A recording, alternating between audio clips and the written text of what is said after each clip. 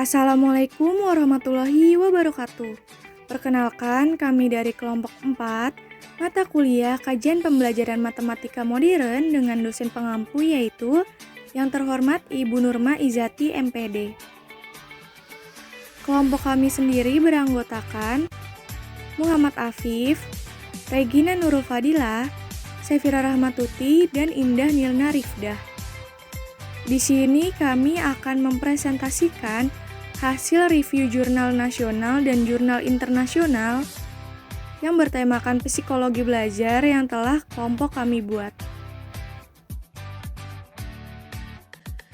Yang pertama akan kita bahas yaitu hasil review jurnal nasional dengan tema psikologi belajar. Identitas jurnal. Di sini kelompok kami mereview jurnal nasional dengan judul Peranan Psikolog dalam Proses Pembelajaran di Sekolah, yang dapat kalian akses file jurnalnya melalui link tersebut. Jurnal terbitan dari Jurnal Warta Dharma Wangsa, volume dan nomor jurnal yaitu nomor 58, halaman jurnal tidak tertera pada jurnal, tahun jurnal diterbitkan yaitu tahun 2018, penulis jurnal yaitu Gloria Christopher, ISSN jurnal yaitu 1829/7463, reviewernya yaitu kelompok 4.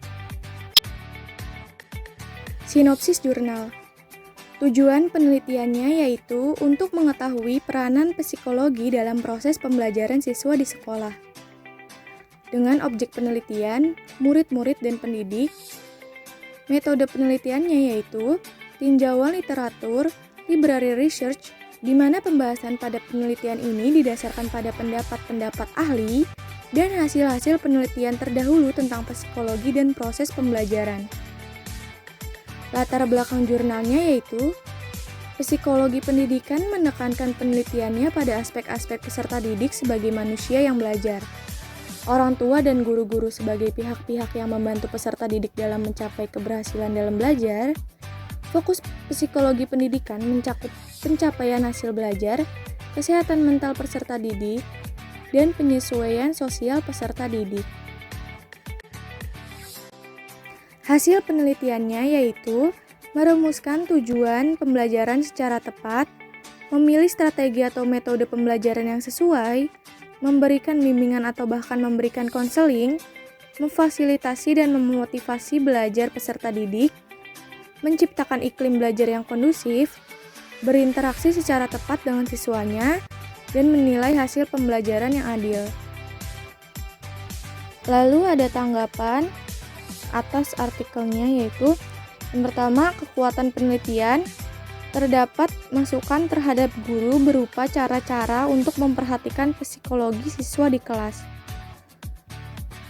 Selain dari kekuatan penelitian, ada juga kelemahan dari penelitian ini, yaitu dalam jurnal ini sangat bertele-tele dalam menjelaskan psikologi belajar. Kata-katanya terlalu banyak yang diulang-ulang sehingga jurnal ini sangat tidak rinci isinya. Nama saya Muhammad Afif. Di sini saya akan menjelaskan tentang jurnal internasional. Identitas jurnal. Tanggal akses 4 Oktober 2021. Judulnya Psychology of Learning Space: Impact on Teaching and Learning. Journal of Learning Space. Volume dan nomor, volume 5, nomor 1. Halaman 1-8. Tahun 2016. Penulisnya Vincent J. Granito dan Mary E. Santana. Reviewer kelompok 4. Sinopsis jurnal. Tujuan penelitian untuk mengeksplorasi perspektif siswa dan instruktur tentang bagaimana ruang kelas dan kondisi lingkungan berdampak pada pengajaran dan pembelajaran. Objek penelitian, 4 kelompok fokus dilakukan, 2 dengan mahasiswa dan 2 dengan fakultas. Metode penelitiannya, penelitian ini menggunakan metode fokus group untuk menemukan pandangan, sikap, dan pengalaman-pengalaman belajar dan mengajar yang positif dan negatif dari mahasiswa dan dosen terhadap ruang kelas dan kondisi yang ada di dalam ruangan. Latar belakangnya, Penelitian tentang bagaimana ruang kelas dan lingkungan fisik dapat mempengaruhi proses belajar mengajar masih relatif baru. Melakukan tinjauan meta-analitik proyek pendidikan yang melibatkan anak-anak usia sekolah kurikulum 2012 dan menemukan bahwa lingkungan fisik berkontribusi pada kreativitas dan komunikasi siswa antara siswa dan guru. Hasil penelitian kondisi pembelajaran yang optimal menunjukkan siswa tetap sepenuhnya terserap dalam materi dan menghindari gangguan untuk mencapai pemahaman tingkat yang lebih dalam. Meskipun sebagian besar siswa dapat mengabaikan kondisi negatif di dalam kelas, ada beberapa tipe siswa yang dapat menjadi masalah, seperti siswa non-tradisional, siswa yang kurang siap, dan siswa dengan ketidakmampuan belajar. Tanggapan atas artikel A. Kekuatan penelitian. Hasil penelitian dijelaskan secara rinci sehingga pembaca dapat mudah memahami. B. Kelemahan penelitian.